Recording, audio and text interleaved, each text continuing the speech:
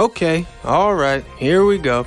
It's Waifu Collector again, and you better get your peppermint colored shoes out because it's time for an all new adventure with Sonic the Hedgehog. The all-new Sonic Frontiers recently released, and on the lead up to it, this thing could have easily gone either fucking way by the looks of things, so now that I've played the whole game, I want to talk about it. Does it end up adding another notch to the Sonic franchise's bad game belt, or have we finally done something worth doing? Well, I'm not gonna string you along and hold you in suspense, I'm just gonna say it. I think this is good, and it's actually slightly better than I thought it would be. But how did we arrive at this? What's good about it? What's not?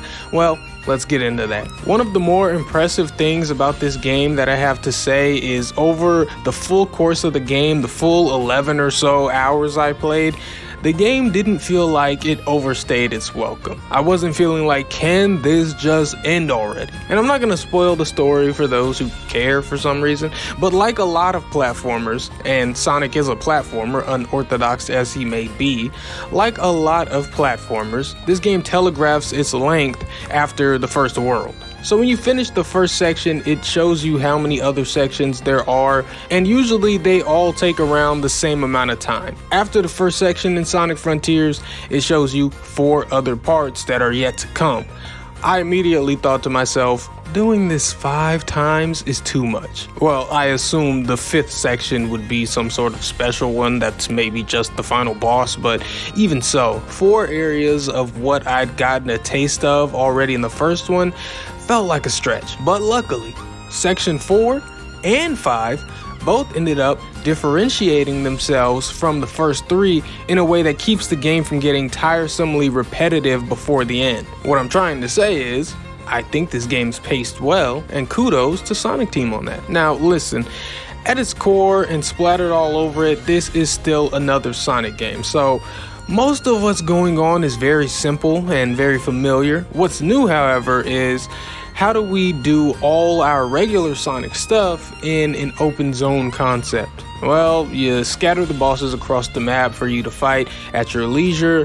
You place traditional Sonic levels across the map in place of something like dungeons in other open world games, and you tie them all to a progression line. You fight bosses to unlock the portal levels and do portal levels to progress through the story. Cool, nothing really groundbreaking going on here, but at the very least it's competent. But the more important aspect of it is that while it isn't groundbreaking even a little bit for gaming as a whole, it is a bit groundbreaking for the franchise. And that's where this game gets most of its credibility for me. This is not some amazing blow your socks off, how did they think of this game? It just isn't. But it is a long-standing, mostly underwhelming franchise, seemingly realizing, in some capacity at least, that they need to change, and executing on that change fairly well, even if those changes are ultimately sort of derivative. And that's what keeps this from being a really good or maybe even great game to me, is its complete lack of original ideas. Unfortunately, this game brings absolutely nothing to the wider gaming zeitgeist. And just as catching Sonic up to where gaming is a plus, the lack of meaningful original thought is what really holds this game back from being more than just solid or good. It's not like I want or expect a Sonic game to completely shatter the mold of what we think gaming to be, but to not even try or not even have an inkling of innovation beyond the scope of your own franchise, that's kind of unfortunate. I can't really be mad though that the new Sonic game is mostly just a Sonic game. I mean, the hallmarks are all there. I mean, there's some awkward, bad dialogue and story stuff, you spin dash some robots to death and you gotta fuck fast or go fast or whatever he says. Yeah, they added a combat tool or two, like the little side loop thing where you run a blue outline around enemies and then release it for like wind slash damage or something. I appreciate all that kind of stuff. It's cool little added combat flair, but it doesn't really affect the intricacy of combat in any type of meaningful way. But yeah, that's more or less all I've got to say. This is a pretty fast video to keep it on theme. I mean, one thing I could definitely give Sonic Frontiers is that it's strangely one of the least bugged out games I've played this year.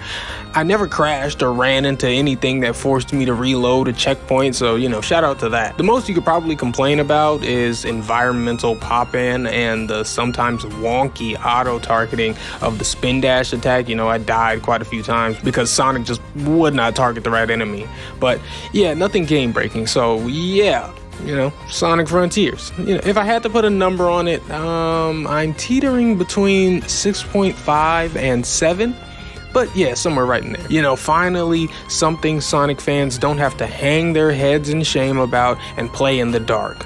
But it is hard to tell if this is as good as Sonic gets without major change, or if there is solid room for improvement based on this formula. Sonic has always been a strangely structured series gameplay-wise. It's hard to tell how to make a good Sonic game at all, let alone how to adapt him all the way out of the weird gameplay loop, if need be. But whatever, that's all I've got.